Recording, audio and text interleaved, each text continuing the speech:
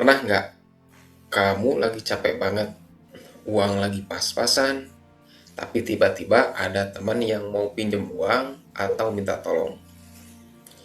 Di dalam hati, kamu berkata, nggak bisa, aku lagi repot.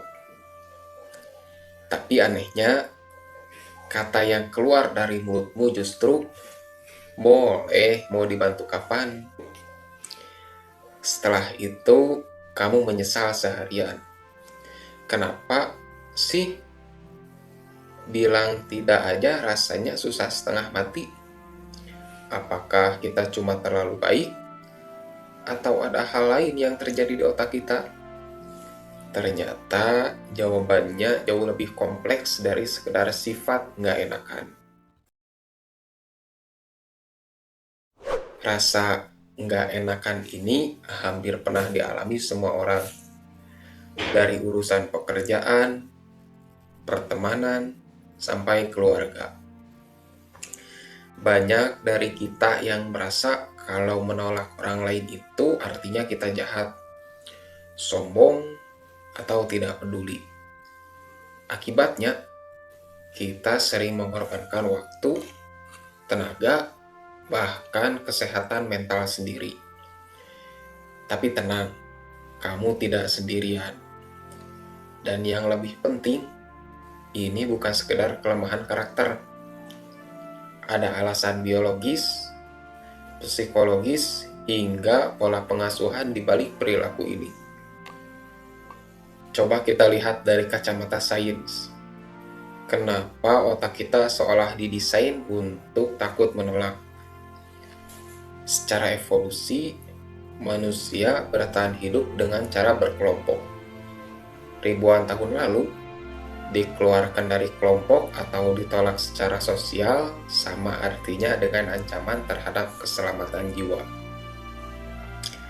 Oleh karena itu, otak manusia berkembang untuk sangat sensitif terhadap sinyal ancaman sosial. Studi neuroscience menunjukkan bahwa ketika kita merasa terancam akan dipisah atau ditolak oleh kelompok, otak kita mengaktifkan bagian bernama anterior cingulate cortex, area yang juga memproses rasa sakit fisik. Jadi, rasa cemas saat mau menolak itu nyata secara biologis. Dalam psikologi, ada juga teori bernama sosiometer theory dari Mark Leary. Teori ini menjelaskan bahwa rasa percaya diri atau self-esteem kita berfungsi seperti indikator bensin. Indikator ini terus memantau seberapa diterima aku oleh lingkunganku. Saat kita berpikir untuk menolak permintaan orang, indikator itu memberi sinyal peringatan. Hati-hati, kalau menolak, penerimaan sosialmu bisa turun. Itulah mengapa ada dorongan kuat untuk selalu bilang iya. Selain faktor biologis dan evolusi, ada juga faktor budaya dan pola asuh. Di Indonesia, budaya kolektif mengutamakan kebersamaan dan menjaga perasaan orang lain. Ini nilai yang sangat luhur. Namun, jika tidak disertai dengan kemampuan menjaga batasan diri, nilai ini bisa berubah menjadi dorongan berlebihan untuk menyenangkan semua orang, atau yang dikenal sebagai people pleasing.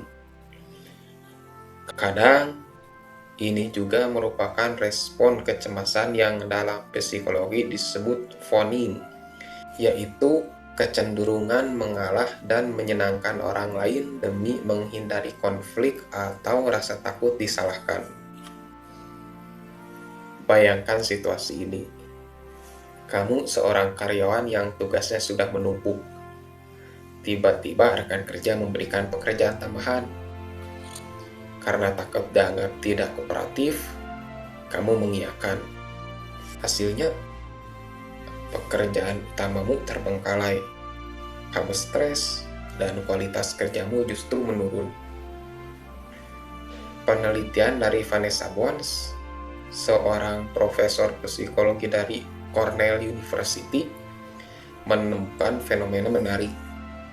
Manusia cenderung berlebihan dalam membayangkan respon negatif orang lain saat ditolak. Kita sering mengira orang lain akan sangat marah atau kecewa berat jika kita bilang tidak. Padahal dalam kenyataannya, mayoritas orang bisa memahami penolakan tersebut selama disampaikan dengan sopan dan alasan yang masuk akal. Lalu, bagaimana caranya agar kita bisa belajar menolak secara sehat tanpa merasa bersalah? 1. Jeda sejenak. Jangan langsung menjawab ya atau tidak saat diminta bantuan. Katakan, aku cek jadwal dan kondisiku dulu ya, nanti aku kabari lagi. Jeda ini memberi kesempatan bagi otak rasionalmu untuk berpikir tanpa tekanan emosi instan.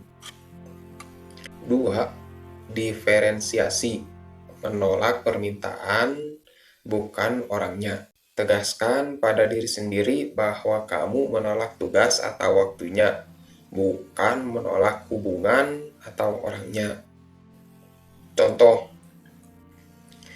aku senang kamu ajak, tapi untuk minggu ini jadwal kerjaanku lagi penuh banget. 3. Sadar akan trade-off. Ingat prinsip ini.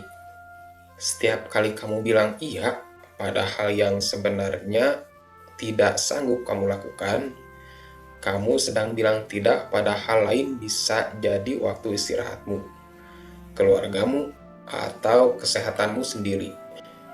Menolak permintaan orang lain bukan berarti kamu egois. Membangun batas diri yang sehat justru membuat hubungan jangka panjang menjadi lebih jujur dan terhindar dari rasa jengkel yang terpendam. Disclaimer, isi video ini bertujuan untuk edukasi dan wawasan umum psikologi populer, bukan sebagai saran medis atau psikologi klinis. Jika kamu merasa kesulitan menolak ini bersumber dari trauma masa lalu atau sangat mengganggu fungsi hidup harianmu, berkonsultasi dengan psikolog profesional adalah langkah yang tepat. Belajar bilang tidak adalah sebuah keterampilan yang butuh latihan bertahap. Mulailah dari hal-hal kecil. Bagaimana dengan kamu? Apakah kamu termasuk orang yang sering merasa nggak enakan? Atau punya tips tersendiri untuk menolak secara halus? Tulis di kolom komentar ya. Jika video ini bermanfaat, jangan lupa like dan bagikan ke temanmu yang butuh mendengar ini. Terima kasih sudah menonton dan sampai jumpa di video berikutnya.